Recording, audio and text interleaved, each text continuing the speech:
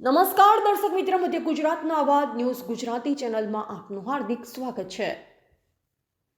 જેસલમેર જિલ્લાના રામદેવડા એટલે કે હિન્દુ ધર્મના આસ્થા મુજબ એક તીર્થધામ બાબા રામદેવ પીરનું મંદિર આવેલ છે।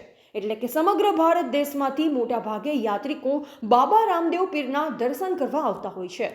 ત્યારે સાબરકાંઠાના પોશીના તાલુકાના અંતરિયાળ વિસ્તારમાંથી લાંબડિયા, દેલવાડા, કોટડા અને પોશીના સાલેરા જેવા ગામોમાંથી દર અજવાળી બીચના અને દરરોજ રામદેવડા લોકો ટુકડે ટુકડે જતા હોય છે। એટલે કે પોશીના તાલુકાની ગરીબ આદિવાસી પ્રજા પોતાના ખાવા પીવાના ઘઉં મકાઈ વેચી અને દર્શન કરવા જતા હોય છે।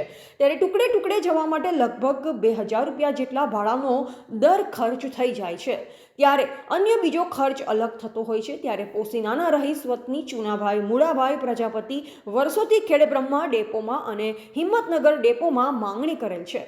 ત્યારે એસટી ડેવિચના અધિકારીઓએ જણાવ્યું કે કુંભકર્ણ અને જેમ ઘોર નિંદ્રમાં સૂતા હોય તેમ લાગી રહ્યું છે, તેમજ અમારા પોશીના તાલુકાની પ્રજાઓ પર કોઈ દયા કરવામાં આવતી નથી। કેમ સનાતન ધર્મના કામ માટે અધિકારીઓ સાંભળવા તૈયાર નથી અને ડાયરેક્ટર પોશીના થઈ અંબાજી, આબુ રોડ, સિહોરી, પાલી, જોધપુર થઈ ડાયરેક્ટ રામદેવડા જવા માટે બસની માંગણી સીએમ જોડે એટલે કે મુખ્યમંત્રી માનનીય શ્રી ભૂપેન્દ્રભાઈ પટેલને આખા પોશીના તાલુકાની પંચાયતોના લેટર ઉપર લખી અને રજિસ્ટરથી નિવેદનપત્ર આપવામાં આવ્યું। ખુદ સીએમ સાહેબનો માન્ય મુખ્યમંત્રી સાહેબે પણ આ બાબતે કોઈ ધ્યાન દોરવામાં આવ્યું નથી। એસટી વિભાગના અધિકારીઓ શ્રી મિલી ભગત છે કે કેમ?